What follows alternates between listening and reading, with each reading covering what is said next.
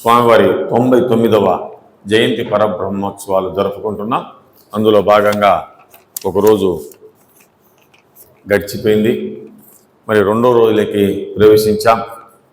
ఈ కార్తీక మాసంలో శివపురాణం మనం ఇంతవరకు ఆ యొక్క అద్భుతమైనటువంటి పురాణం సబ్జెక్టు, మరి ఈ శివపురాణం మనకు తెలియచేయడానికి, మన హృదయాలను పరవశింపచేయడానికి, మనలో ఆధ్యాత్మిక బీజాలను నాటడానికి మరి పుట్టపర్తి నుంచి వారు ఇచ్చేయటం జరిగింది. ఇప్పటికి శివపురాణాలు 2 సప్తాహాలు వారు ఈ మధ్యనే ముగించుకొని వచ్చారు. 15 రోజులు ఒకసాట చేశారు, మరలా 10 రోజులు చిల్లర ఒకసాట చేశారు. ఒక 5 రోజులకు శివపురాణం మొత్తం మనకు వినిపించడానికి సాధ్యం కాదు. అయినా సరే మనకు కాలం విలువైంది కాబట్టి ఈ 5 రోజుల లోపల మనము పరమాత్ముడి గురించి, శివ పరమాత్ముడి గురించి వినే అవకాశం మనకు లభ్యమైంది. ఆ పరమేశ్వరుడు అనుగ్రహం వల్ల ఏం పలికిస్తారో స్వామి అవన్నీ టచ్ చేస్తూ మన హృదయాలను పరవశింపచేయాలని వారిని ప్రార్థిస్తూ ఈ స్వామి దివ్య పాద పద్మాల దగ్గరికి వారిని సగౌరవంగా ఇచ్చేయవలసిందిగా ప్రార్థిస్తూ, ఆ శివపురాణం వినే భాగ్యం మనకు కల్పించవలసిందిగా వారిని మరి నేను హృదయపూర్వకంగా ప్రార్థిస్తున్నా. సాయిరాం. అన్నాజీరావు పుట్టపర్తి ఈ మధ్యన వారికి వారి ప్రవచనాన్ని విని మురిసిపోయి మైమరిచిపోయి జ్ఞాన సరస్వతి అని ఒక అద్భుతమైన బిరుదును వారికి ప్రసాదించడం జరిగింది. అది చిన్న విషయం కాదు, అంత జ్ఞానాన్ని సముపార్జించుకున్నారు వాళ్ళు. మరి మనకు అవకాశం మరలా ఇక్కడ శివపురాణం అయిన తర్వాత శ్రీశైల దివ్యమైన పుణ్యక్షేత్రంలో మరల శివపురాణం చెప్పే అవకాశం ఉంది. మనది ఇది అయిపోయిన తర్వాత మరల శ్రీశైలం శివపురాణం ఉంది. మరి ఆ అన్నాదిరావు గారికి ఆ భగవంతుడు దివ్య అనుగ్రహాశీస్సులు ప్రసాదించి ఇంకా ఎన్నో ఇటువంటి అద్భుతమైనటువంటి కార్యక్రమాలు నిర్వహించవలసిందిగా నేను ప్రార్థిస్తూ సాయిరాం. ఓం శ్రీ సాయిరాం. ఓం శ్రీ సాయిరాం. ఓం శ్రీ సాయిరాం. శుక్లాంబరధరం విష్ణుం శశివర్ణం చతుర్భుజం ప్రసన్నవదనం ధ్యాయేత్ సర్వవిఘ్నోపశాంతయే. గురుబ్రహ్మా గురువిష్ణు గురుదేవో మహేశ్వరః గురు సాక్షాత్ పరబ్రహ్మ తస్మై శ్రీ గురవే నమః. ఓం సాయేశ్వరాయ విద్మహే సత్యదేవాయ ధీమహి తన్నః సర్వః ప్రచోదయాత్. ఓం భూర్భువస్సువః తత్సవితుర్వరేణ్యం భర్గో దేవస్య ధీమహి ధియో యో నః ప్రచోదయాత్. వ్యాసాయ విష్ణురూపాయ వ్యాసరూపాయ విష్ణవే నమో వై బ్రహ్మనిదయే వాసిష్ఠాయ నమో నమః. కూజంతం రామ రామేతి మధురం మధురాక్షరం ఆరోహ్య కవితాశకహం వందే వాల్మీకికోకిలం. శృతిస్మృతిపురాణానాం ఆలయం కరుణాలయం నమామి భగవత్పాదాం శంకరం లోకశంకరాం. వాగర్ధావివ సంపృక్తౌ వాగర్ధ ప్రతిపత్తయే జగతః పితరౌ వందే పార్వతీ పరమేశ్వరౌ. శ్రీరామ రామ రామేతి రమే రామే మనోరమే సహస్రనామ తత్తుల్యం రామనామ వరాననే. ఆపదామపహర్తారం ధాతారం సర్వసంపదాం లోకాభిరామం శ్రీరామం భూయో భూయో నమామ్యహం. యత్ర యత్ర రఘునాథకీర్తనం తత్ర తత్ర కృతమస్తకాంజలిం. భాస్పవారి పరిపూర్ణలోచనం మారుతిం నమత రాక్షసాంతకం. వసుదేవసుతం దేవం కంసచానూరమర్ధనం దేవకీ పరమానందం కృష్ణం వందే జగద్గురుం. జై బోలో భగవాన్ శ్రీ సత్య సాయి బాబాజీ की. నమో పార్వతీ పతే హర హర మహాదేవ శంభో శంకర. ఆ రామచంద్రుడే తన బంటులను కనుగొనగా వచ్చే ఆనందబాలుడై తన వారి గుర్తింప తరలి వచ్చే ఆ మహావిష్ణువే ఈ మహీ విష్ణువై తన ఆయుధములు చేకునగా వచ్చే ఆ ఈశుడే బాల సాయీసుడై నేడు తన గుంపుతో ఆడుకొనగా వచ్చే అట్టి పరమాత్మయను బొమ్మలాటగాడు తాను జీవుల రంగస్థలాన నిలిపి ఆడు ఆనాటి ఈనాటి ఆట చూసి సొంత వర్ణించి కొంత సంతసముగనుడి అన్నారు భగవాన్ శ్రీ సత్యసాయి బాబా వారు.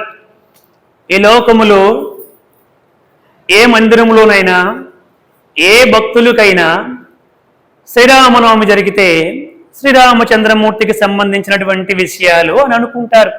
అలనాడు శ్రీరామచంద్రమూర్తి దశరథ మహారాజుకి జన్మించారు. దేవతలందరూ కూడా రావణాసురుడు యొక్క బాధల నుంచి భరించలేక ఆ పరంధాముణ్ణి ప్రార్థన చేస్తే హత్వా క్రూరం దశవర్ష సహస్రాణి దశవర్ష శతాని చ వత్సామి మానుషే లోకే పాలయాన్ పృథ్వీమిమాం ఏవం దత్వా వరం దేవో దేవానాం విష్ణురాత్మవాన్ మానస చింతయామాస జన్మభూమిం అదాత్మనః అని శ్రీరామచంద్రమూర్తి అంటే శ్రీమన్నారాయణుడు వరం ఇచ్చి దేవతలందరికీ కూడా హత్వా క్రూరం దేవాత్మానాం భవర్షినాం అటువంటి ఆ మూర్ఖుడైనటువంటి రావణాసురుడు నేను సంహరిస్తాను.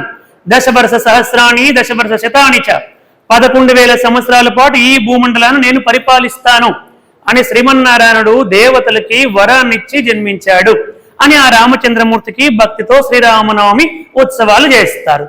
మరి శ్రీకృష్ణ పరమాత్ముడి దగ్గరికి వచ్చారనుకోండి, శ్రీకృష్ణాష్టమి మనకి ఆగస్టులో వస్తుంది. అటువంటి శ్రీకృష్ణాష్టమి చేసినప్పుడు భక్తులు ఏమనుకుంటారు? జలధర దేహు నాజాను చతుర్బాహు సరసీరు హాక్ష విశాల వక్షు జారుగదా శంఖ చక్ర పద్మ విలాసు కంఠ కౌస్తుభమణి కాంతిబాసు కమనీయ కటిసూత్ర కంకణ శ్రీయోర కేవూర శ్రీవత్సలాంచనాంచత విహారు నురుకుండుల ప్రభాయుత కుంతల లలాటు వైడూర్యమణిగణవర కిరీటు బాలు పూర్ణేందు రుజాలు భక్త లోకపాలు సుగుణాల వాలు కృపా విశాలు చూచి తిలకించి పులకించి చోద్యమంది ఉబ్బి చెలరేగి వసుదేవుడు ఉత్సహించే అని ఆనాడు శ్రీకృష్ణ పరమాత్ముడు ఎవరైతే దేవకి వసుదేవులకి కంసుడి యొక్క చెరసాలలో ఉన్నటువంటి అష్టమ గర్భములో జన్మించాడో ఆయన యొక్క చరిత్రను తలుసుకుంటూ ఆయన కార్యక్రమాలు చేస్తున్నాం అనుకుంటారు. మరి అమ్మవారి దేవీ నవరాత్రులు వచ్చాయనుకోండి, ప్రథమం శైలపుత్రీ చ ద్వితీయం బ్రహ్మచారణే తృతీయం చంద్రగంటేతి కూష్మాండేతి చతుర్థకం పంచమం స్కందమాతేతి షష్టం కాత్యాయనీ చ సప్తమం కాలరాత్రీతి మహాగౌరీత చాష్టమం నవమం సిద్ధదాత్రీతి నవదుర్గా ప్రకీర్తితా అమ్మల గన్నయమ్మ ముగ్గురమ్మల మూలపుటమ్మ చాల పెద్దమ్మ సురారులమ్మ కడుపారడి బుచ్చనయమ్మ తన్నులో నమ్మిన వేల్పుటమ్మల మనంబున యుండడియమ్మ దుర్గమాయమ్మ కృపాబ్దినిచ్చుత మహత్వ కవిత్వ పటుత్వ సంపదలు అంటూ అమ్మవారికి ప్రార్థన చేసుకుంటాం. ఇలా ఏ ఏ అవతారాలు వస్తే ఆయా అవతార పురుషులకు సంబంధించిన చరిత్రలు మాత్రమే మన మనస్సులో మెదులుతూ తత్కార్యక్రమాలు చేసుకుంటూ ఉంటాం. కానీ ఈ ప్రపంచంలో 175 దేశాలు ఉన్నటువంటి సత్యసాయి భక్తులకి మాత్రమే ఒక గొప్ప అదృష్టం ఏమిటంటే అది రామావతారానికి సంబంధించినటువంటి శ్రీరామనవమి అయినా, అది కృష్ణాష్టమికి సంబంధించినటువంటి శ్రీకృష్ణుడు చరిత్ర అయినా, అది శివుడికి సంబంధించిందైనా, జగన్మాతకు సంబంధించిందైనా, అవన్నీ కూడా ఆయా సందర్భాల్లో ఆయా దేశాల్లో ఆయా కాలమానాల్లో ఆయా యుగాల్లో అవతరించినటువంటిది భగవాన్ శ్రీ సత్యసాయి బాబా వారే అన్న విశ్వాసముతో చేసుకుంటాం మనందరం. అది మన అదృష్టం. అది భగవంతుణ్ణి ఆయన సాక్షాత్తు ఆ పరంధాముడు శుద్ధ చైతన్య స్వరూపుడు నిరాకారుడే నరాకారుడే మనలందరినీ కూడా మనిషిని మాధవుడిగా పురుషుని పురుషోత్తముడిగా నరుణ్ణి నారాయణుడిగా మార్చడానికి వచ్చినటువంటి అద్భుత అవతారం భగవాన్ శ్రీ సత్యసాయి బాబా వారి దివ్య అవతారం. జై బోల భగవాన్ శ్రీ సత్యసాయి బాబాజీకి. భాగవతములో బోధనామాచుడు అంటాడు భాగవతాన్ని చెబుతూ, శ్రీ కైవల్య పదంబు చేరుటుకునై చింతించదను లోకరక్షైకారంభకు భక్త పాలన కళా సంరంభకు దానవోద్రేక స్తంభకు కేలి లోల వెలస దృగ్జాల సంభూత కంజాత నానా భవాండ కుంభకున్ మహానందాంగన డింబకున్ అంటాడు. ఆయన ఒక శ్రీకారం ఒకటి పెట్టాడు, శ్రీ కైవల్య పదంబు.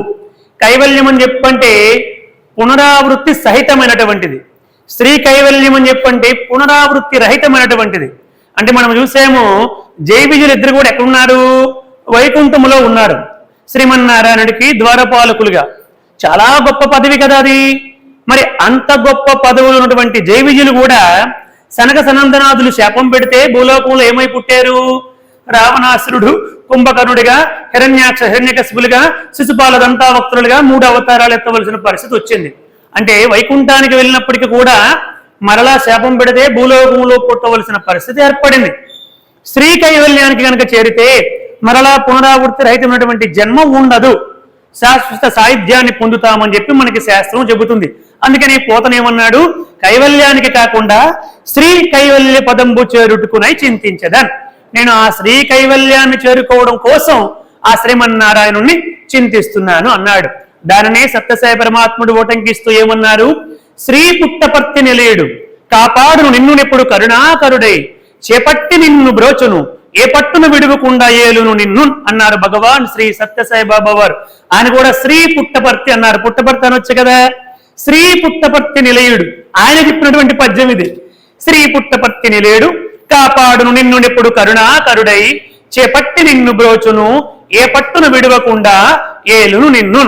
ఈ సత్యసాయి పరమాత్ముడు ఒక్కసారి గనక మీరు నా భక్తులు అని గనక అంగీకరించారా, ఒక్కసారి ఆయన మీ చెయ్యి పట్టుకున్నారా, ఇంకా ఎప్పటికీ ఆయన మిమ్మల్ని విడిచిపెట్టరు.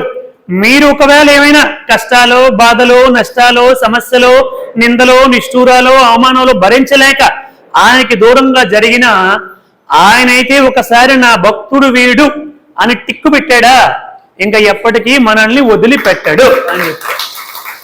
ఇది ఆయన స్వయంగా చాలా చిన్నప్పుడు రాసి చెప్పినటువంటి అద్భుతమైనటువంటి పద్యం.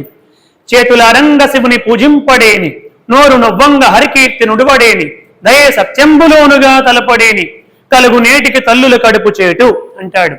అంటే మనకి చేతులు ఇచ్చినటువంటిది ఎందుకో తెలుసా, పొందుకు పాదమునిచ్చినది ఎందుకో తెలుసా, సంతులు గొంతులు తిరిగేటందులుక కాదు కాదు నందివాహన మందిరము చుట్టూ ప్రదక్షిణ సలిపేటందులకు అన్నారు భగవాన్ శ్రీ సత్యసాయి బాబా వారు. కాబట్టి మనందరికీ కూడా చేతులారంగ శివుని పూజింపడేని, మన చేతులు నొప్పి పుట్టేలాగా శివుడి యొక్క పూజ చేయాలంట. ఈ చేతులు ఇచ్చినటువంటిది అందుకు. నోరు నొవ్వంగా హరికీర్తి నుడువడేని, గొంతు నొప్పి పుట్టేలాగా హరి యొక్క కీర్తనలు పాటలు పద్యాలు భజనులు నిరంతరం ఆయన యొక్క దివ్య లీల గుణగణ విశేషణాల్ని ఎల్లప్పుడూ కూడా చెప్పుతూనే ఉండాలి. దయ సత్యంబులోనుగా తలపడేని కలుగు నేటికి తల్లుల కడుపు చేటు. అలా చేయకపోతే ఇంతవరకు ఎన్నో జన్మలు ఎత్తావు, పాపం ఆ తల్లి నిన్ను గర్భంలో పెట్టుకుని 9 మాసాలు కూడా మోసి ప్రసవ వేదన అనుభవించి కని పెంచి పెద్ద చేసినందుకు నిష్ప్రయోజనం నీ జన్మ. కాబట్టి ఈ జన్మని సార్థకం చేసుకోవాలి అని చెప్పి మనకి అద్భుతంగా చెబుతూ వచ్చారు మహాత్ములెందరూ, గురువులెందరూ. అటువంటి అద్భుతమైనటువంటి కార్యక్రమాలు మనము చేయాలి. ఈ కలియుగములో అలసులు మందబుద్ధి బలులు అల్పతరాయువులు ఉగరోగ సంకలితులు మందభాగ్యులు సుకర్మములేవియుంచేజాలరే కలియుగమందు మానవులు. ఈ కలియుగంలో మానవులు ఎట్లా ఉంటారంటే అలసులు, ప్రతి చిన్నదానికి అలసిపోతారు. మంద బుద్ధి బలులు, ఇంకా బుద్ధి మందంగా బలిసిపోతుందంట. అంటే నువ్వు ఎంత గొప్ప వేదాంతాన్ని తీసుకొచ్చి వాడికి ఎక్కించడానికి ప్రయత్నం చేసినా కూడా వాడి దగ్గర రెమెడీ ఇంకొకటి ఉంటుందంట. ఇది కాదు, ఊరికి అట్లా చెప్పారు కానీ ఎట్లా కూడా చేయొచ్చు అనే ఒక రెమెడీ ఉంచుకుంటాడు వాడి దగ్గర.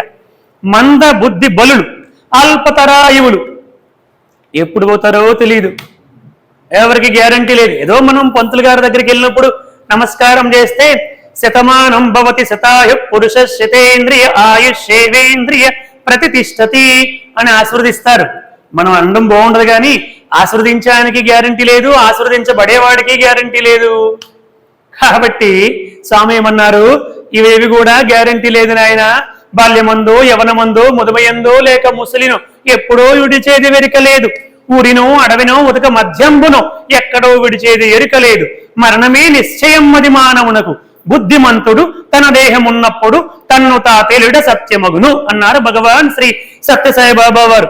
అటువంటి ఈ కలియుగములో మనందరము కూడా ఇట్లా స్వామివారి ప్రపంచవ్యాప్తముగా 175 దేశాలు ఉంటే 175 దేశాల్లో భక్తులందరూ వారి భక్తిని వ్యక్తం చేసే ఈ యొక్క స్వామివారి జన్మదినోత్సవ వేడుకలు 99వ జన్మదినోత్సవ వేడుకల్ని అంగరంగ వైభవంగా ప్రపంచమంతా కూడా జరుపుకుంటూ ఉన్నారు.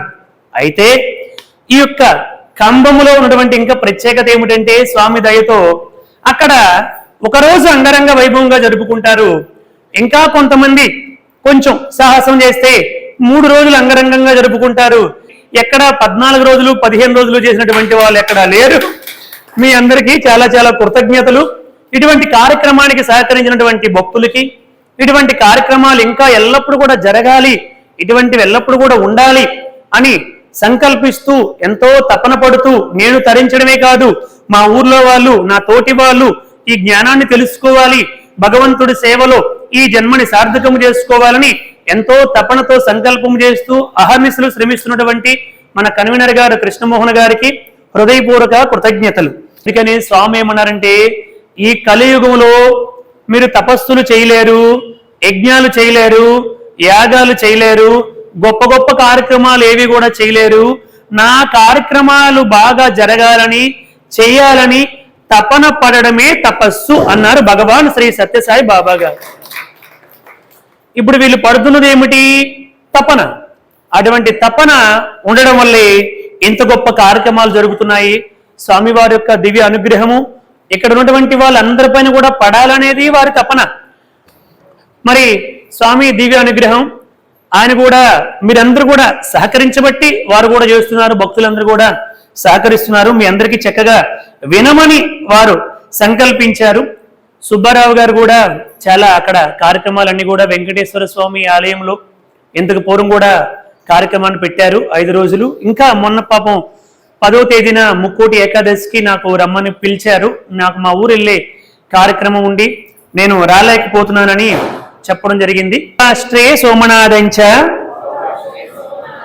శ్రీశైలే మల్లికార్జునం ఉజ్జయిన్యాం మహాకాలం ఓంకారం అమరేశ్వరం ప్రజ్వల్యాం వైద్యనాథంచ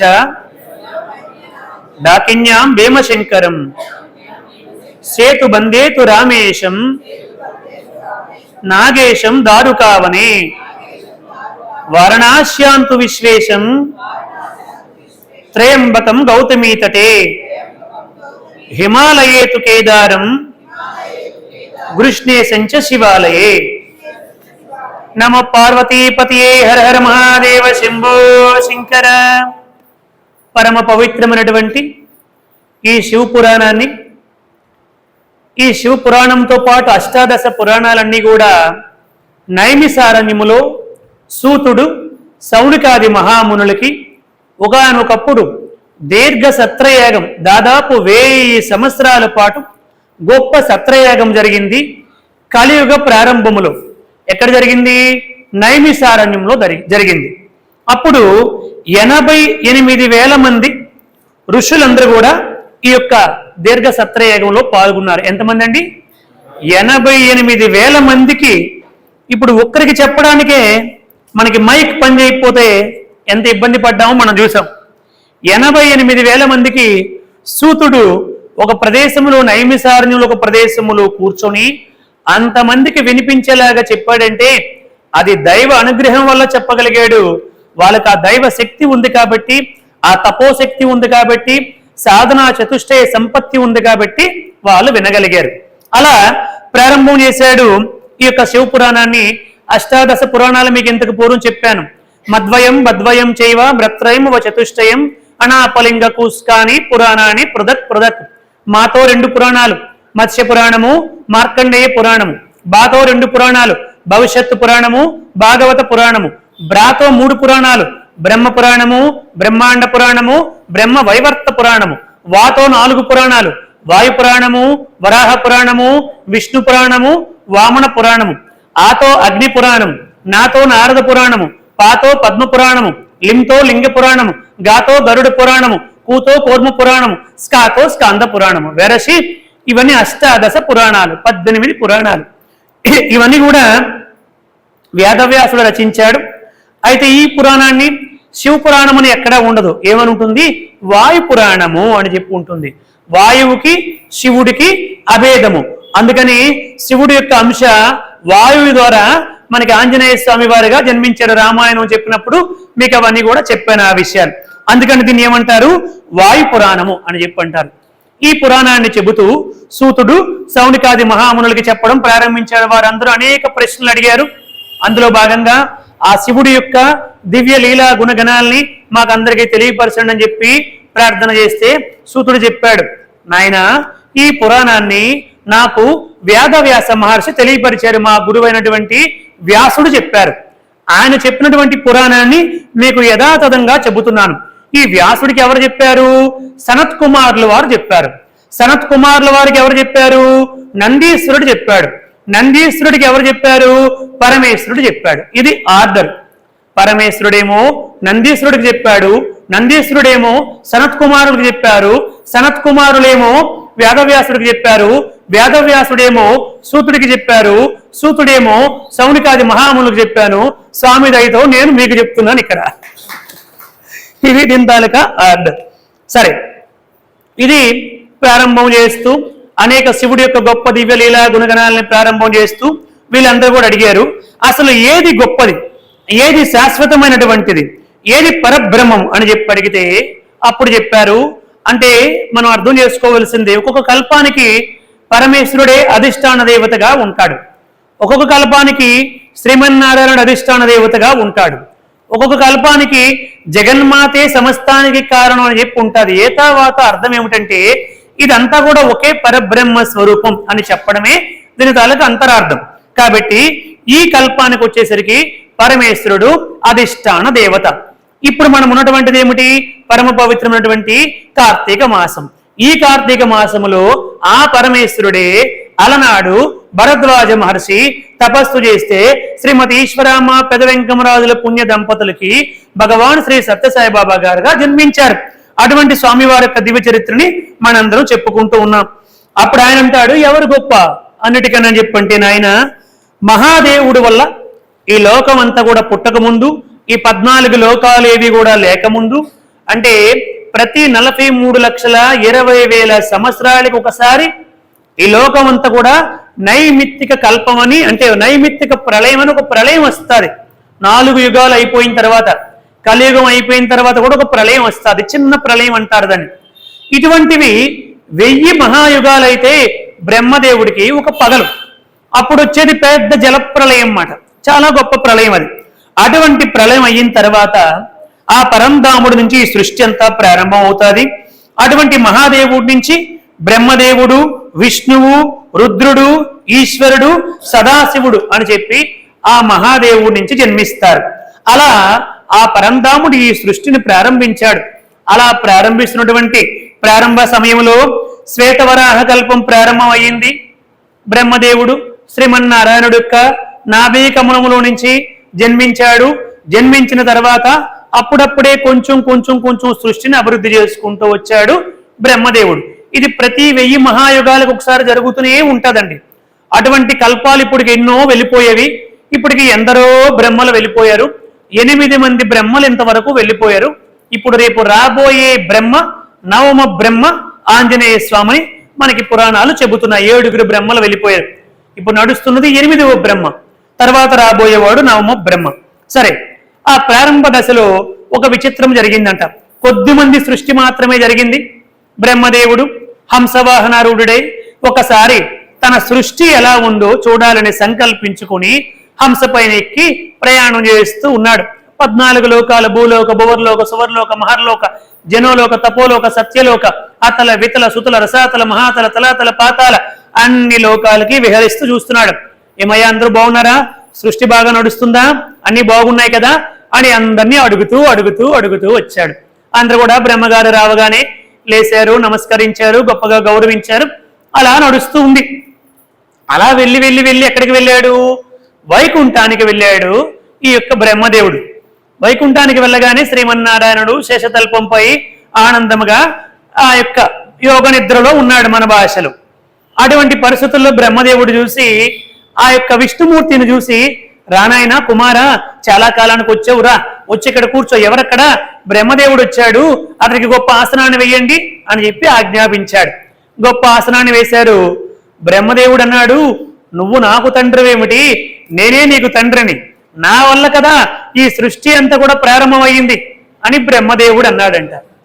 ఏమిటి నాయనా కుమారా, నువ్వు నా నాభి కమలలో నుంచి వచ్చావు, అటువంటి నీవు నాకు తండ్రివి ఎలా అవుతావయ్యా? నేను నీకు తండ్రిని, కాబట్టి రా, వచ్చి నాకు నమస్కారం చేసి ఇక్కడ కూర్చో అంటే బ్రహ్మదేవుడికి నేను నీకు నమస్కారం చేయడం ఏమిటి, నువ్వే నాకు నమస్కారం చెయ్యాలి అని వాళ్ళిద్దరి మధ్య ఒక చిన్న వాగ్వివాదం పెరిగిందంట. సృష్టి ప్రారంభంలో పెరిగేసరికి అది పోయి పోయి ఎక్కడికి వెళ్ళిందంటే నేను గొప్ప అంటే నేను గొప్ప అని చెప్పి ఇద్దరు కూడా యుద్ధానికి దిగారంట. చివరికి ఎవరు? బ్రహ్మదేవుడు, నారాయణుడు. సారంగం అన్నటువంటి కోదండాన్ని ఆయన పట్టుకున్నాడు, అజగమం అన్నటువంటి కోదండాన్ని బ్రహ్మదేవుడు పట్టుకున్నాడు. ఇద్దరు కూడా భయంకరమైనటువంటి అస్త్రశస్త్రాలు ప్రయోగం చేసుకుంటున్నారు. దేనికోసం? నేను గొప్ప అంటే నేను గొప్ప అని చెప్పి. శ్వేతవరాహ కల్పం ఇలా ప్రారంభమైంది కాబట్టి మనందరిలో కూడా నేను గొప్ప అన్నటువంటి భావాలు విపరీతంగా ఉన్నాయి అన్నమాట. సరే, మొత్తానికి ఇలా ఇద్దరు భయంకరమైనటువంటి బ్రహ్మాస్త్రం వేశాడు ఆయన, నారాయణాస్త్రాన్ని వేశాడు ఈయన. ఇలా భయంకరమైన యుద్ధం జరుగుతూ ఉంటే దేవతలందరూ కూడా అసలు ఏమిటి బ్రహ్మదేవుడికి విష్ణుమూర్తికి యుద్ధం ఏమిటి కాలం కలిసిరాక ఈ కర్మ ఏమిటి అని చెప్పి వారు అక్కడి నుంచి బయలుదేరి మహాదేవుడి దగ్గరికి వెళ్ళారు, పరమేశ్వరుడి దగ్గరికి వెళ్ళారు. హర హర మహాదేవ శంభో శంకర అంటూ పరమేశ్వరుని ప్రార్థన చేశారు. శివుడి దగ్గరికి వెళ్ళేసరికి శివుడు ఆయనకు అన్ని తెలిసినా ఏమీ తెలియనట్టు అడుగుతాడు కదా, ఏమిటి దేవతలారా ఎలా వచ్చారన్నాడు ఆయన. పరంధామ, నీకు తెలియదంటే ఈ లోకంలో ఏమైనా ఉంటుందా? నీకు అన్ని తెలిసి కూడా మరలా అడుగుతావు. అసలు బ్రహ్మదేవుడికి నారాయణుడికి ఈ యుద్ధం ఏమిటి? వాళ్ళిద్దరు కూడా బాణాలు ఎక్కువ పెట్టుకుంటున్నారు. నేను గొప్ప అంటే నేను గొప్ప అనుకుంటూ ఇద్దరు భయంకరమైన యుద్ధం చేస్తున్నారు. మహాదేవ, ఇది జగత్ ప్రళయం కాకపోవడమే, నీవు వచ్చి తొందరగా కాపాడు అని చెప్పి ప్రార్థన చేశారు. పరమేశ్వరుడు అన్నాడు, తప్పకుండా వస్తాను, పదండి అని చెప్పి ప్రమదగణాలతో బయలుదేరాడు. గొప్ప దివ్యమైనటువంటి ఆ రథములో పరమేశ్వరుడు కూర్చున్నాడు. ముందు అందరూ కూడా దేవతలు ప్రయాణం అవుతున్నారు. మధ్యలో పరమేశ్వరుడు, వెనకాతల శివుడి యొక్క దూతలు హరహర మహాదేవ శంభో శంకర అంటూ జయ జయధ్వనాలు చేసుకుంటూ అందరూ కూడా బయలుదేరారు. బయలుదేరేసరికి దగ్గరికి వెళ్ళేసరికి పరమేశ్వరుడు ఏమన్నాడు, మీరు ఇంకా హరహర మహాదేవ శంభో శంకర అన్నటువంటి నినాదాలు ఆపండి, అసలు వాళ్ళిద్దరు ఎలా చేస్తున్నారో కొద్దిసేపు నేను కూడా చూస్తాను అని చెప్పి పరమేశ్వరుడు అదృశ్య రూపంలో ఆ యుద్ధాన్ని చూడడానికి దగ్గరికి వెళ్ళాడు. ఇద్దరు అర్ధచంద్రాకార బాణాలతో భయంకరంగా కొట్టుకుంటున్నారు. ఆయన చివరికి ఏం చేశాడంటే పాశుపతాస్త్రాన్ని వేస్తున్నాను అన్నాడు బ్రహ్మదేవుడు. ఇదిగో ఇదే మహేశ్వరాస్త్రం, ఈ అస్త్రాన్ని వేస్తున్నాను, కాసుకో అని చెప్పి ఆయన ఒక అస్త్రాన్ని వేశాడు, ఈయన ఒక అస్త్రాన్ని. ఈ రెండు అస్త్రాలు కూడా పొగలు సెగలు కక్కుకుంటూ భయంకరమైనటువంటి శబ్దం చేసుకుంటూ వచ్చేయండి. అంతే, ఆ రెండు అస్త్రాలు కనుక ఒక్కసారి ఢీకొట్టేయా జగత్ ప్రళయం అయిపోతుంది. ఆ రెండింటి మధ్య కోటి సూర్యుల కాంతితో దేదీప్యమానంగా వెలిగిపోతూ భూమి ఆకాశాల మొత్తాన్ని కూడా ఆక్రమించుకుంటూ గొప్ప శివలింగం దాని మధ్య ప్రత్యక్షమైంది. ఆ గొప్ప దివ్య శివలింగంలో ఈ రెండు అస్త్రాలు కూడా కలిసిపోయేవి.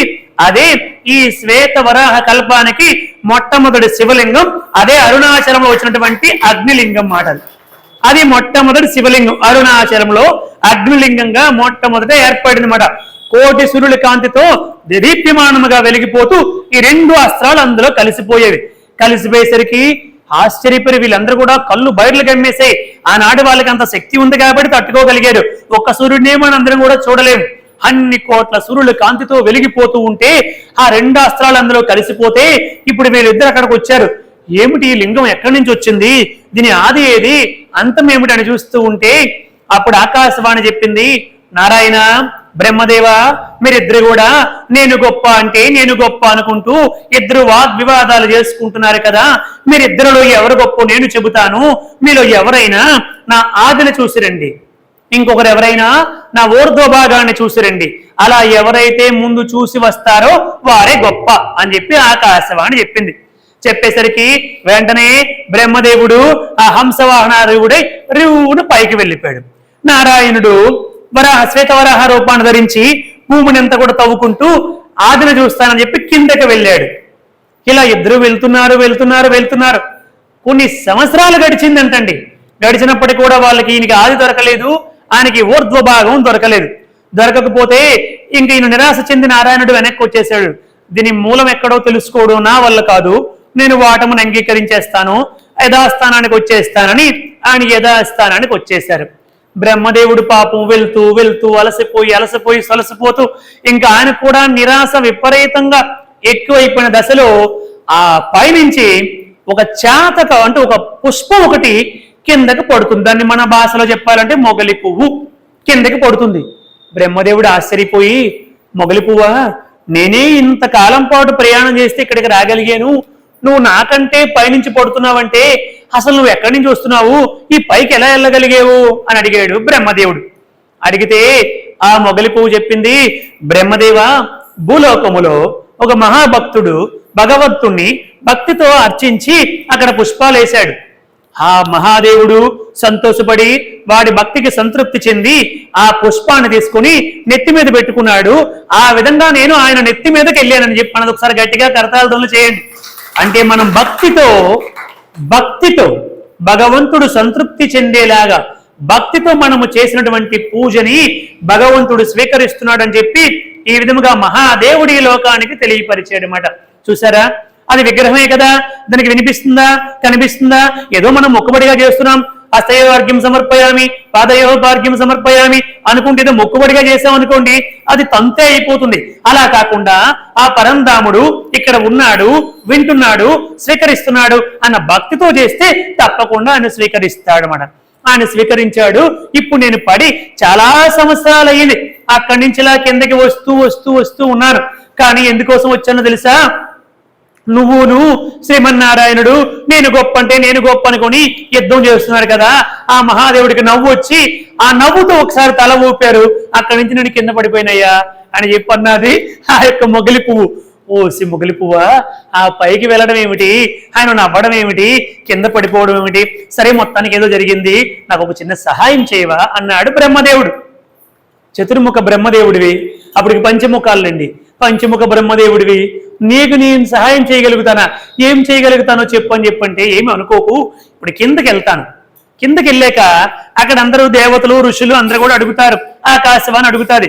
శివుడి యొక్క ఊర్ధ్వ భాగాన్ని ఎవరైతే చూస్తారో లేదా అధో భాగాన్ని ఎవరైతే చూస్తారో వాళ్ళకి గొప్ప శాశ్వతమైనటువంటి పదవి, వీనే గొప్ప అని గొప్ప పదవి ఇస్తారంట. నారాయణుడు నేను చూడలేకపోయినంటే నారాయణుడు కూడా ఖచ్చితంగా చూసి ఉండడు, ఆయన వెనక్కి వచ్చేసి ఉంటాడు. నా కోసం చిన్న అబద్ధం చెప్పు, ఏమిటి? ఈ బ్రహ్మదేవుడు ఆ పై ఊర్ధ్వ భాగాన్ని చూశాడా అని అంటారు. నువ్వేం చెప్తావంటే చూశాడండి అని ఒక చిన్న అబద్ధం చెప్పు, అప్పుడు నాకు గొప్ప పదవి ఇస్తారు, నీకు కూడా ఏదో ఒక నామినేటెడ్ పోస్ట్ ఇస్తాను అని చెప్పి అన్నాడు పాపం మొగలి పువ్వుకి. సరే, పోస్టుల సంగతి పక్కన పెడదాం, బ్రహ్మదేవుడు అంతటి వాడివి, చిన్న పుష్పాన్ని నన్ను బ్రతిమాలుకుంటున్నావు, సరేలే నీకోసం అబద్ధం చెబుతానులే అన్నదే మొగలి పువ్వు.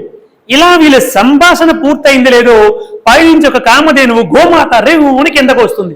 ఇదేమిటిది గోమాత, అసలు నీవు పైకి వెళ్ళావు, ఏమిటిది అంతా అని చెప్పి బ్రహ్మదేవుడు అడిగితే, భూలోకంలో ఒక మహాభక్తుడు నన్ను సేవిస్తూ ఉండేవాడు, ఆ యొక్క పరంధాముడికి ఏమనిపించింది ఏమిటో ఆయన దివ్యశక్తితో నన్ను పైకి తీసుకొచ్చి నేరుగా తన శివలింగం మీద క్షీరాభిషేకం చేసుకున్నాడు నాకు, ఇప్పుడు నేను కిందకి వెళ్ళిపోతున్నానని చెప్పి అన్నది. ఏమిటిది? భూలోకం నుండి గోమాతకి కూడా భగవంతుడు అనుగ్రహించి తన ఊర్ధ్వ భాగానికి తీసుకుని వెళ్ళి అక్కడి నుంచి క్షీరాభిషేకం చేసుకుంటున్నాడా? అక్కడికి వెళ్ళి నువ్వు కిందకు వస్తున్నావా? ఆహా, ఏం అదృష్టవంతులు మీరు. గోమాత, ఏమి అనుకోకపోతే నా కోసం చిన్న అబద్ధం చెబుతావా అని గోమాతను అడిగాడు. అయ్యో బ్రహ్మదేవుడు అంతటి వాడివి, నీకు నేను అబద్ధం చెప్పాలా? సరే చెప్పు, ఏమిటదంటే ఇలా కిందకి వెళ్ళాక అడుగుతారు, బ్రహ్మదేవుడు ఊర్ధ్వ భాగాన్ని చూశాడా అని అడుగుతారు. నా కోసం చూశారండి అని ఒక్క మాట చెప్పు చాలు, నీకు మంచి పోస్ట్ ఇస్తాను అన్నాడు బ్రహ్మదేవుడు. ఏ పోస్ట్ వద్దులండి, ఏమి వద్దులండి, పాపం మీ అంతటి వాళ్ళు నాలాంటి ఒక చిన్న ప్రాణిని కూడా ఇలా కోరుకుంటున్నారు, తప్పకుండా చెబుతానండి అని చెప్పన్నది ఆ గోమాత. ఇద్దరు కలిసి ఇప్పుడు కిందకు వచ్చారు, యథాస్థానానికి భూలోకానికి వచ్చారు. వచ్చిన తర్వాత, నారాయణ నీవు చూసావా అదో భాగానంటే నారాయణుడు ఒప్పేసుకున్నాడు, నేను చూడలేదండి అని చెప్పి అన్నాడు. అనగానే బ్రహ్మదేవుడు, నేను చూశాను, ఊర్ధ్వ భాగాన్ని నేను చూశాను అన్నాడు.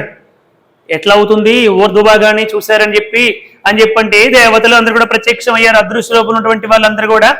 అప్పుడు ఎవరు సాక్ష్యం ఎవరు అని చెప్పంటే, ఇదిగో ఈ కేతక పుష్పమే సాక్ష్యం, చెప్పు మొగలి పువ్వా నేను ఊర్ధ్వ భాగాన్ని చూశానా లేదా అన్నాడు బ్రహ్మదేవుడు. పాపం మొగలి పువ్వు బ్రహ్మదేవుడు చెప్పినటువంటి మాటకి కట్టుబడి చూశాడండి అన్నది. పాపం చూసారా, మొగలి పువ్వు చెబుతుంది పైనుంచి వచ్చింది అది.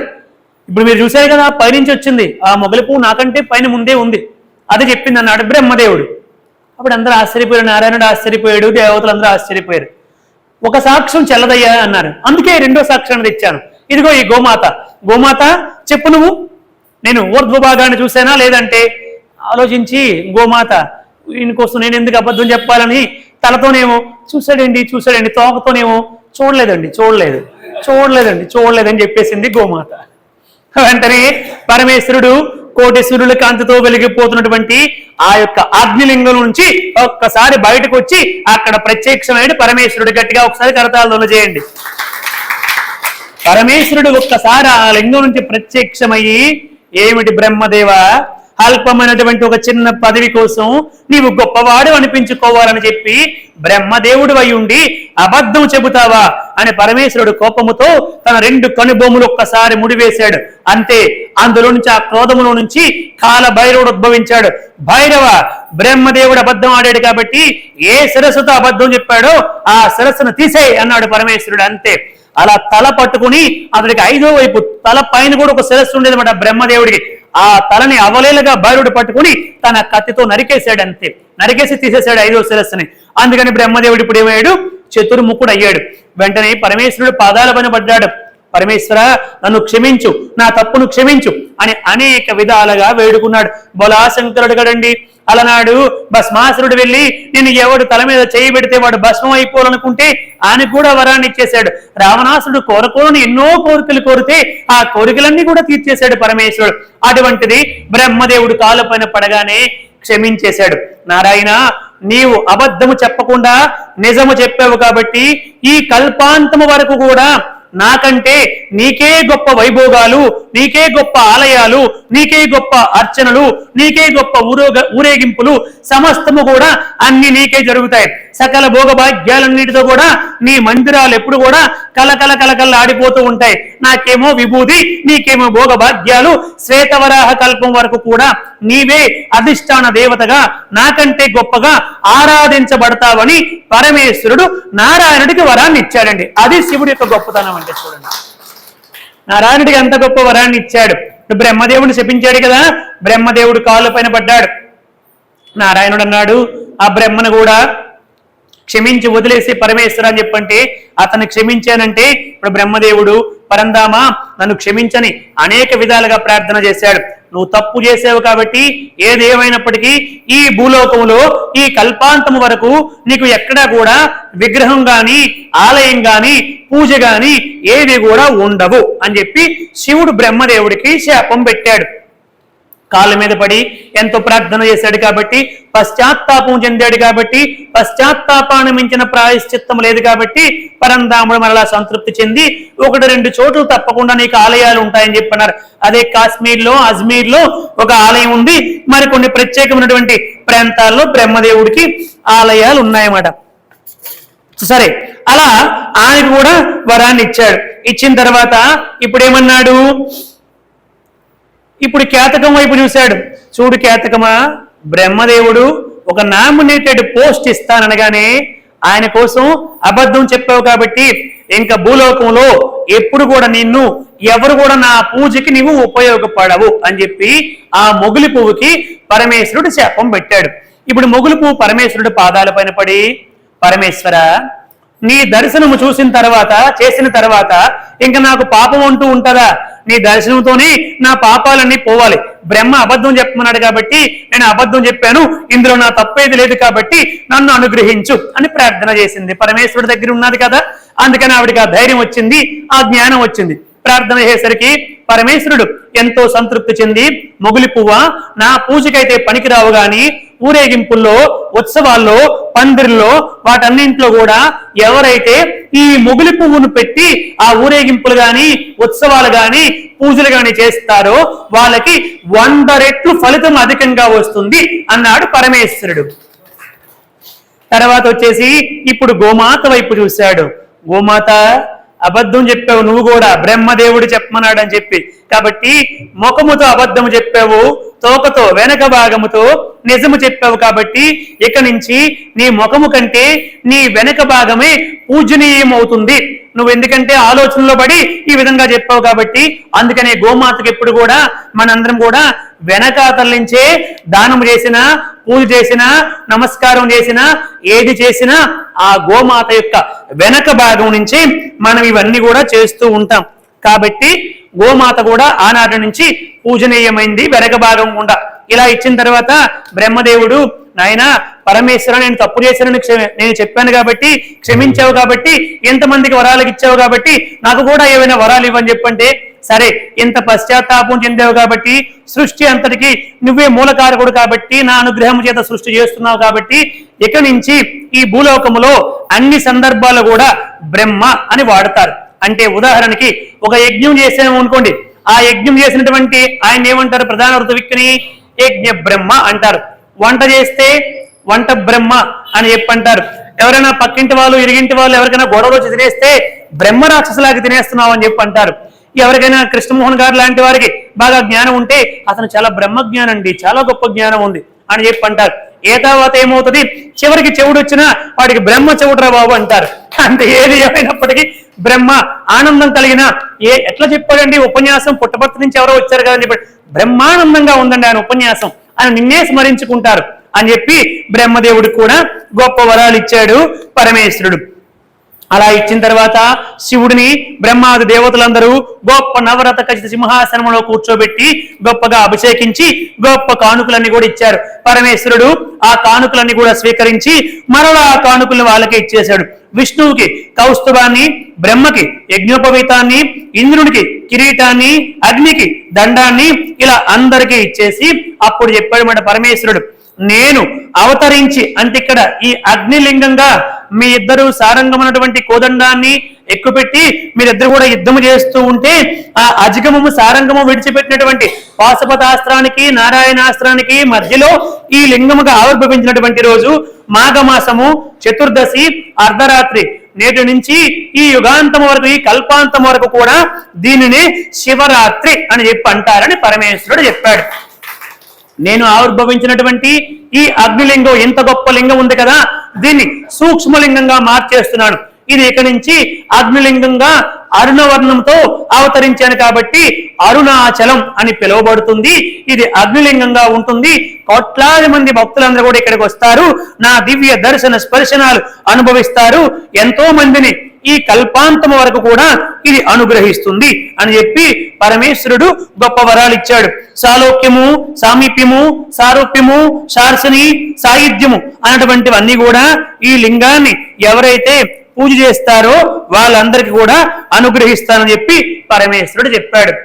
మరొక ఘట్టాన్ని చెప్పుకొని మనం ముగిద్దాం.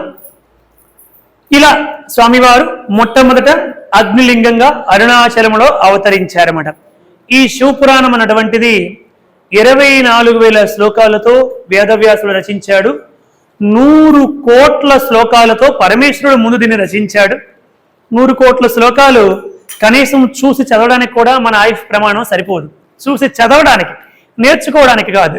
అటువంటిది వేదవ్యాసుడు మనందరిపైన దయతో వ్యాసో నారాయణ హరి, సాక్షాత్తు నారాయణుడు కాబట్టి ఆయన దీన్ని మనందరికీ 24,000 శ్లోకాలు, రామాయణం కూడా 24,000 శ్లోకాలతోనే వచ్చింది.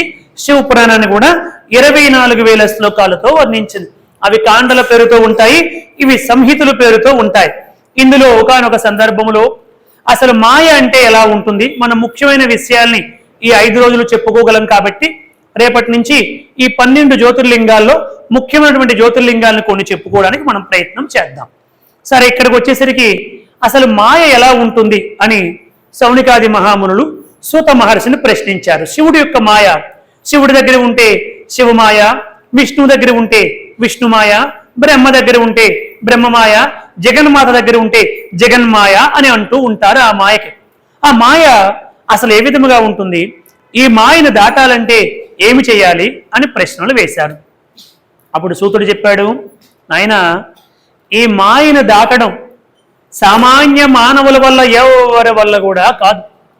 ఆ మాయను దాటాలంటే మరలా ఈ మాయని ఎవరైతే సృష్టించారో ఆయన పాదాలు పట్టుకోవాలి తప్ప అన్యుల పాదాలని ఆశ్రయిస్తే ఈ మాయను దాటడం వశము కాదు అని చెప్పి స్పష్టంగా చెప్పి నారద మహర్షి అంతటి వాడే ఈ మాయని దాటలేక ఎన్నో అష్ట కష్టాలు పడ్డాడన్నాడు సూతుడు. శౌనికాది మహామునులు వెంటనే పరిప్రశ్న వేశారు. ఏమిటి?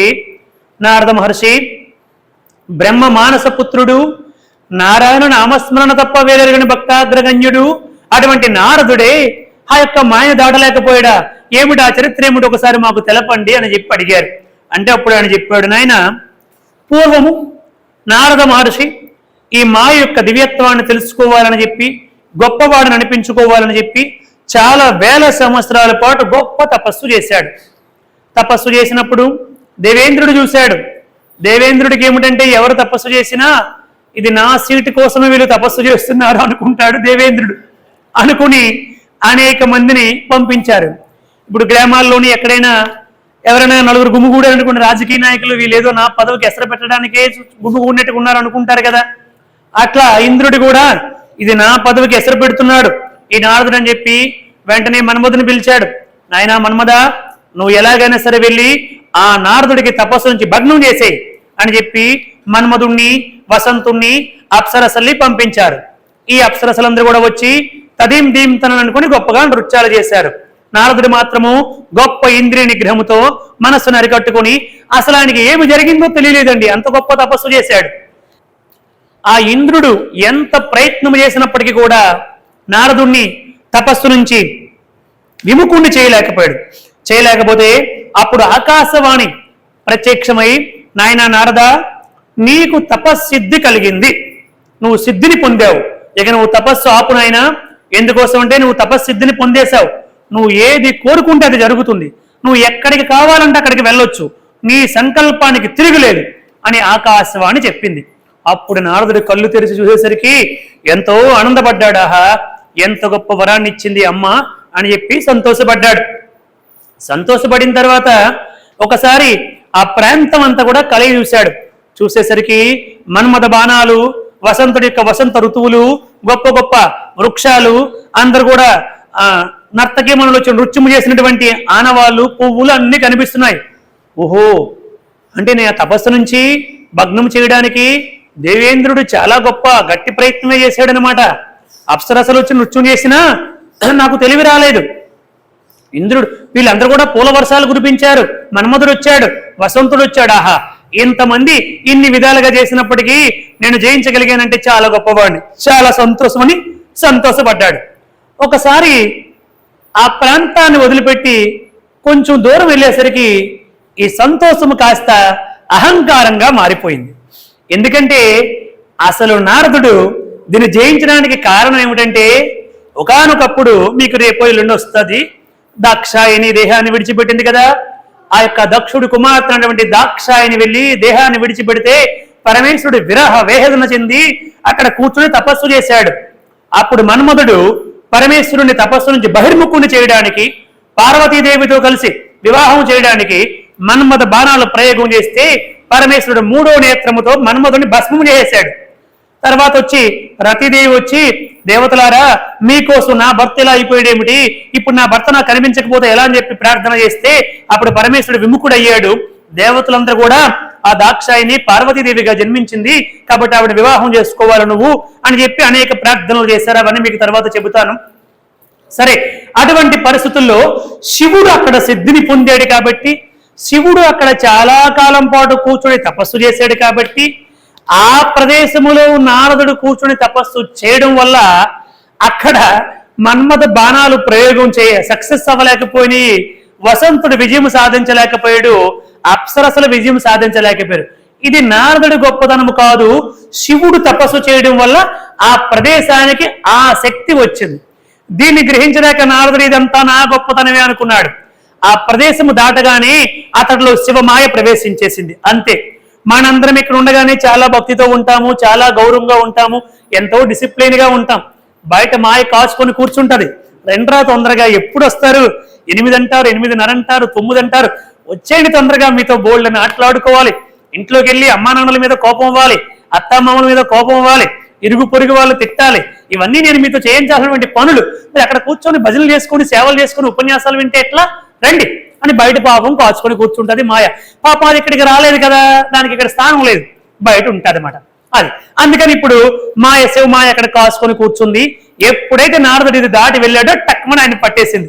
పట్టేగానే నారదుడు అనుకున్నాడు, ఆహా, ఎంత గొప్పవాడి నారదుడు, పరమేశ్వరుడే జయించలేకపోయాడు మన్మధుడిని, నేను జయించాను, శివుడు జయించినటువంటి దాన్ని నేను అవలేలుగా జయించేశాను, నారాయణుడు కూడా జయించలేకపోయాడు.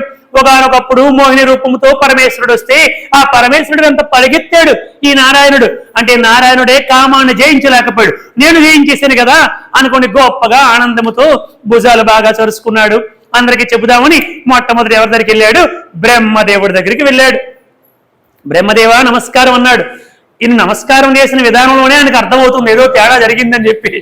బ్రహ్మదేవుడి పుత్ర చాలా సంతోషము, ఏమిటి నాయన నీ తపస్సు ఎలా జరిగిందని చెప్పాడు. అహో ఏమి తపస్సు బ్రహ్మదేవ, నేటికి కదా ఈ లోకములో ఎవరు కూడా మాయను జయించలేకపోయారు, ఆ కామాన్ని జయించలేకపోయారు, నేను కామాన్ని జయించాను అని తన గురించి తన గొప్పగా చెప్పుకోవడం మొదలుపెట్టాడు బ్రహ్మదేవుడు. శివుడు జయించలేకపోయాడు, విష్ణువు జయించలేకపోయాడు అని గొప్పగా వర్ణించాడు. బ్రహ్మదేవుడు కొద్దిసేపు చూసి చూసి చూసి నాయనా పుత్ర, కుమారుడు కాబట్టి, నా మనస్సంకల్పం నుంచి వచ్చినటువంటి వాడు కాబట్టి ఒక మాట చెబుతున్నాను.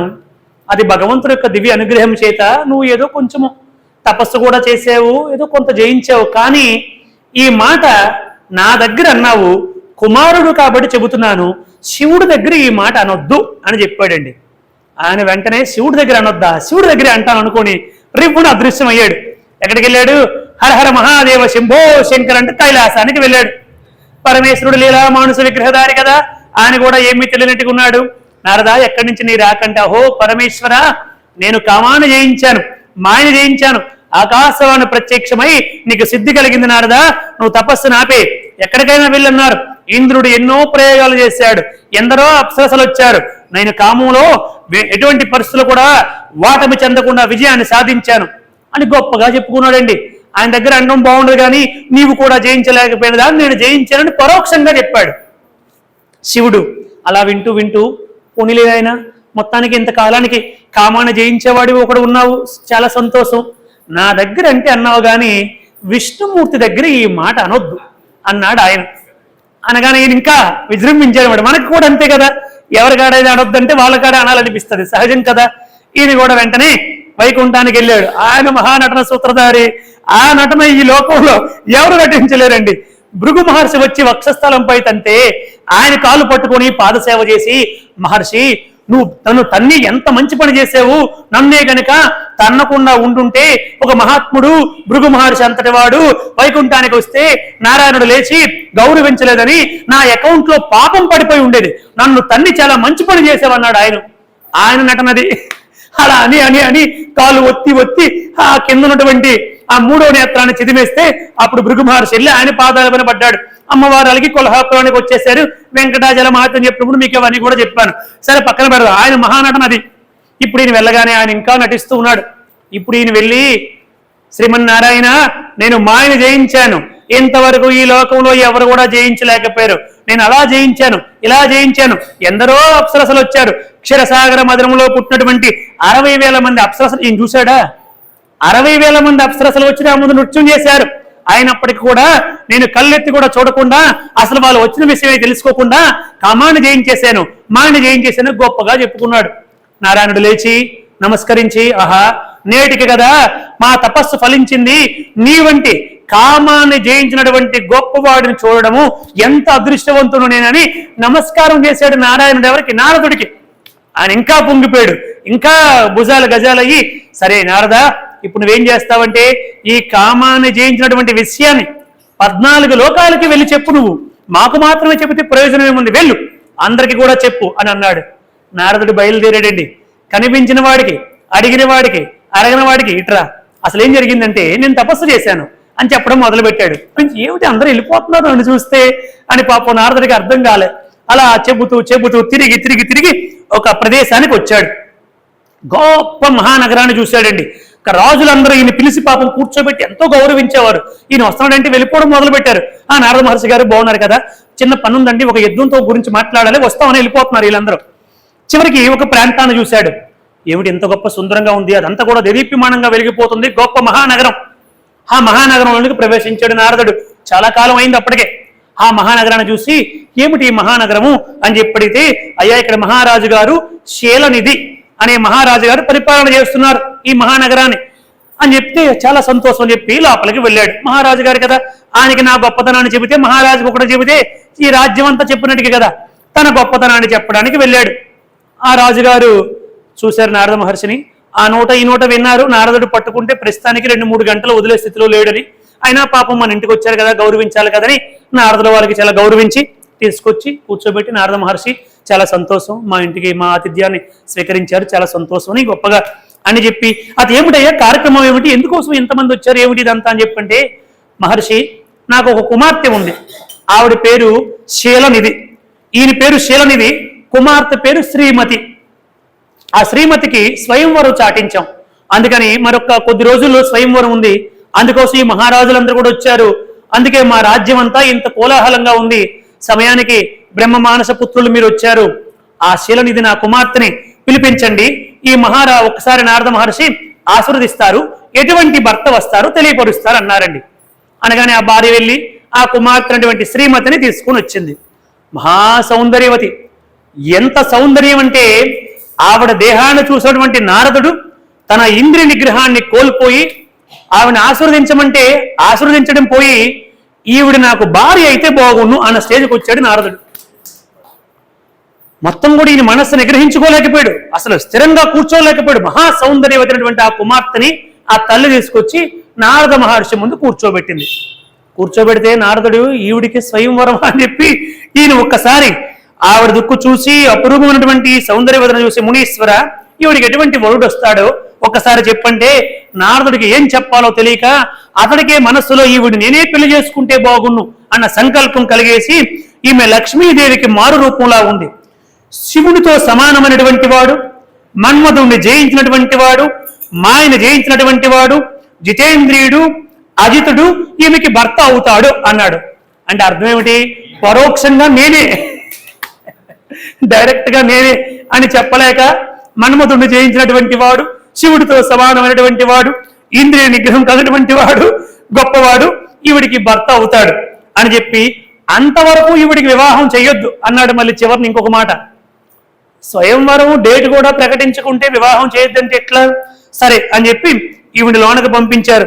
ఇప్పుడు నారదుడి మనస్సులో పిచ్చెక్కిపోతున్నమాట, ఈవిడి ఎలాగైనా వివాహం చేసుకోవాలి, ఈవిడే నాకు భార్య అవ్వాలి అని చెప్పి బ్రహ్మచారిని ఈ అవతారంతో ఉండి నేను పెళ్లి చేసుకుంటానని చెప్పంటే వీళ్ళందరూ నవ్వుతారని చెప్పి వెంటనే ఇప్పుడే వస్తారనుకుని ఆయన బయలుదేరి వెళ్ళిపోయాడు. ఏమిటి నారద మహర్షి ఇలా వెళ్ళిపోతున్నాడు అనుకున్నాడు పాపం ఆయన. ఈయన బయలుదేరి నేరుగా వైకుంఠానికి వెళ్ళాడు. నారద చాలా సంతోషం, మరలా వచ్చావు, నీ యొక్క గొప్పతనాన్ని ఈ లోకానికి చెప్పావా అని నారదుడు అడిగాడు. అవన్నీ తర్వాత మాట్లాడదాం.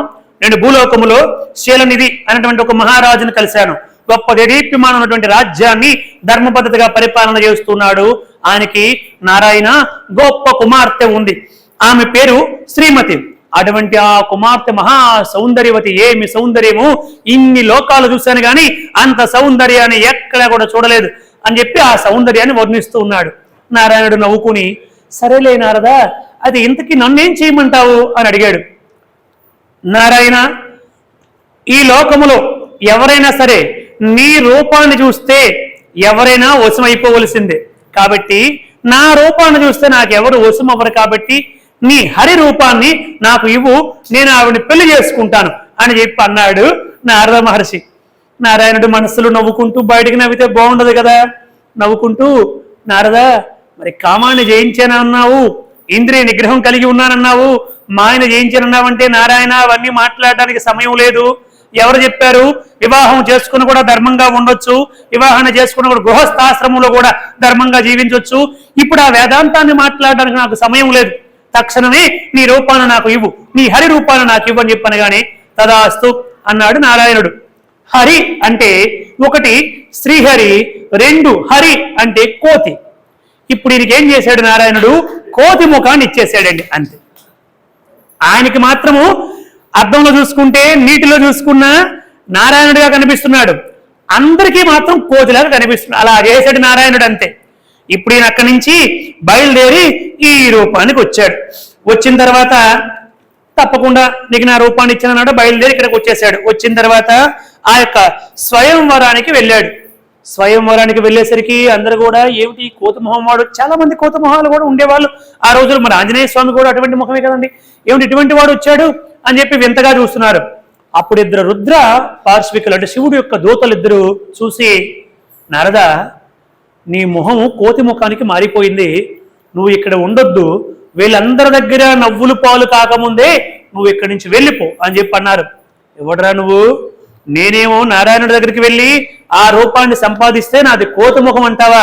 పోండ్రా ఇక్కడి నుంచి మీరు అని చెప్పి అతని ఆసనంలో అతను కూర్చున్నాడు. ఆ శ్రీమతి ఎప్పుడు వస్తుందా, నా మెడలో వరమాల తప్పకుండా వేస్తుంది.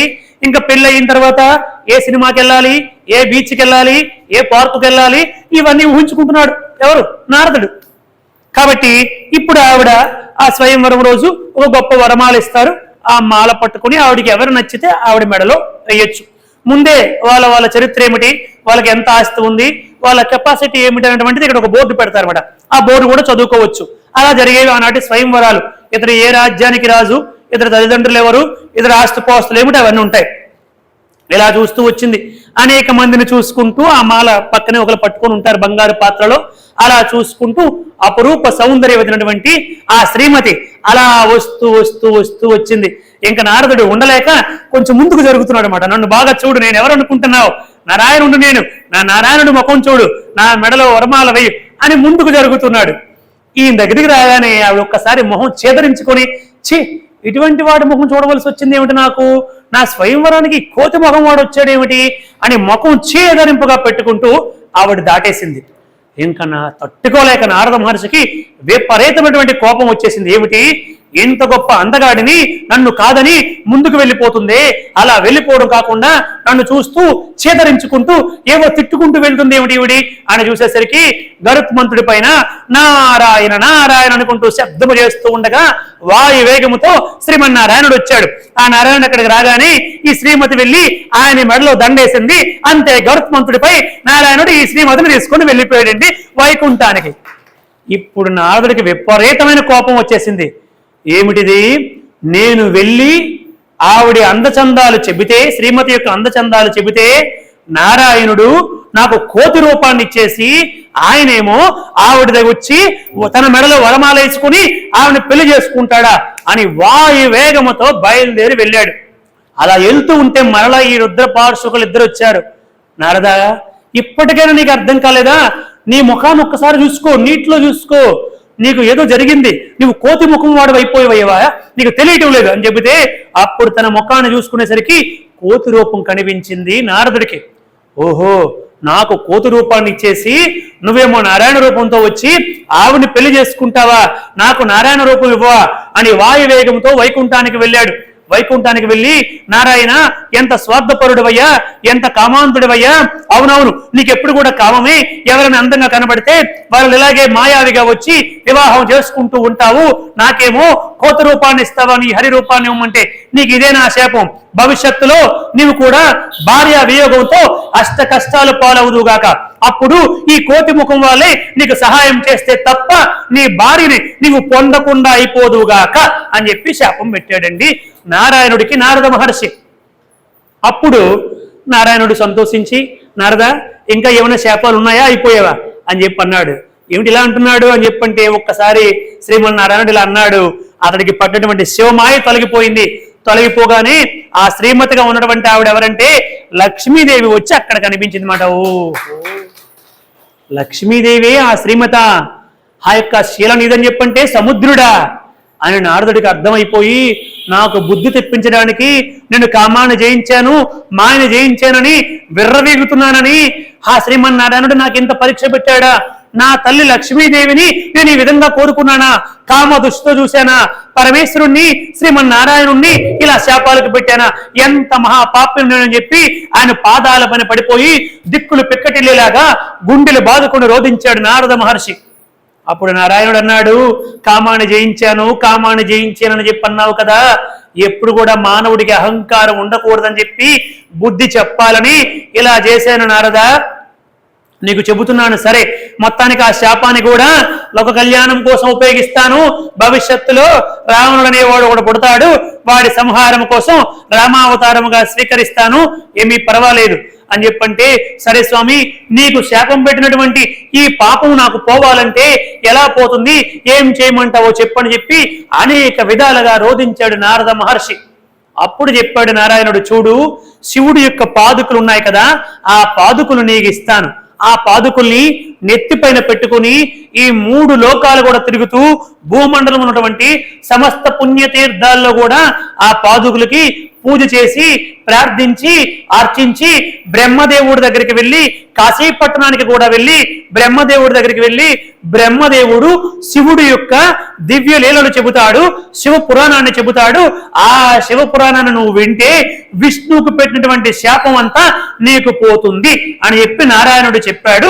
అప్పుడు ఈయన బయలుదేరి బ్రహ్మదేవుడి దగ్గరికి వెళ్ళాడు. భూలోకములు ఉన్నటువంటి సకల పుణ్యతీర్థాల్లో ఆ పాదుకులు, శివుడి యొక్క పాదుకులు తీసుకొని వచ్చి వాటన్నిటికీ కూడా గొప్పగా పూజించి అర్చించి 3 సంవత్సరాల పాటు ఆ పాదుకులు నెత్తిని పెట్టుకుని నారద మహర్షి తిరిగాడు విష్ణువుకి శాపం పెట్టిన కారణంగా. అలా తిరిగి తిరిగి తిరిగి ఇక్కడికి వచ్చాడు, ఎక్కడికి వారణాసికి వచ్చాడు, కాశీపట్టణానికి వచ్చాడు. అలా రాగానే ఒక ఇద్దరు వచ్చి ఆయన పాదాలు పట్టుకున్న నారద మహర్షి, వాళ్ళిద్దరికి కూడా ఆ రోజు కోపంతో శాపం పెట్టేశాడు కదా, మీరిద్దరు కూడా భూలోకములో రాక్షసులైపోండి అని వాళ్ళిద్దరికి శాపం పెట్టాడు. ఎవరికి? రుద్రుడి యొక్క అనుచరులకి. వాళ్ళిద్దరూ నీకు కోతుముఖం అయిపోయింది అని చెబితే కోపంతో వాళ్ళకి శాపం పెట్టాడు. ఇప్పుడు వాళ్ళిద్దరూ 3 సంవత్సరాల నారద మహర్షి తిరిగి వచ్చి కాశీలోకి రాగానే వచ్చి కాళ్ళు పట్టుకుని ప్రార్థించారు. అప్పుడు వాళ్ళిద్దరు పట్టుకోగానే, నేను మీకు కూడా శాపం పెట్టేశాను అంటే తపశ్శక్తిని దుర్వినియోగం చేయకూడదు. మనం తపస్సు చేయడం వల్ల, సాధన చేయడం వల్ల కొంత శక్తి వస్తుంది. ఆ శక్తిని లోక కళ్యాణానికి, సమాజ హితానికి వాడాలి తప్ప వ్యర్థము చేయకూడదు అన్నమాట. ఇప్పుడు ఈయన వాళ్ళిద్దరూ కాళ్ళ మీద పడగానే వాళ్ళకి చెప్పాడు, మీ ఇద్దరు భూలోకంలో రాక్షసులుగా పుట్టినప్పటికీ కూడా ఎక్కువ కాలం ఉండరు. త్వష్ట ప్రజాపతికి మీరిద్దరు కూడా కుమారులుగా పుడతారు. ఒకడు అలా పుట్టినటువంటి వాడే విశ్వరూపుడు, 3 తలల్లో పుట్టాడు. దేవేంద్రుడి యొక్క వజ్రాయుధము చేత ఖండించబడ్డాడు, తొందరగా శాప విముక్తుడయ్యాడు. మరొకడు వృత్రాసురుడు. ఇలా మీరిద్దరు కూడా తొందరగా శాప విముక్తిని పొందుతారు అని చెప్పి నారదుడు ఆ వరాన్ని వాళ్ళకి తొందరగా, శాపాన్ని తొందరగా విముక్తులయ్యేలాగా వరంగా మార్చారన్నమాట. అలా పుట్టారు. ఇప్పుడు నారద మహర్షి సాక్షాత్తు బ్రహ్మదేవుడి దగ్గరికి వెళ్ళి ఈ శివపురాణాన్ని అంతా కూడా విన్నారు. ఇలా మనకి శివపురాణం అన్నటువంటిది ప్రారంభమయ్యింది. రేపటి నుంచి ఇవన్నీ కూడా సౌరాష్ట్రే సోమనాథంచ శ్రీశైలే మల్లికార్జునం ఉజ్జయిన్యాం మహాకాలం ఓంకారం అమరేశ్వరం ప్రజ్వల్యాం వైద్యనాథంచ డాకిన్యాం భీమశంకరం సేతుబందేతు రామేశం నాగేశం దారుకావనే వారణాశ్యాంతు విశ్వేశం త్రయంబకం గౌతమీతటే హిమాలయేతు కేదారం వృష్ణేశంచ శివాలయే. ఇవన్నీ కూడా రేపటి నుంచి మనందరం కూడా చెప్పుకునే ప్రయత్నం చేద్దాం. దయచేసి సమయానికి అందరూ వస్తే మేము సమయాన్ని వ్యర్థం చేయకుండా ప్రారంభించుకుంటాం. జయ బోలో భగవాన్ శ్రీ సత్యసాయి బాబాజీకి. నమ పార్వతీపతియే. హర హర మహాదేవ శంభో శంకర. మంగళం గురుదేవాయ మంగళం జ్ఞానదాయినే మంగళం పర్తివాసాయ మంగళం సత్యసాయినే. ఓం శాంతి శాంతి శాంతి. సర్వం శ్రీ సాయిరామార్పణమస్తు. స్వస్తి.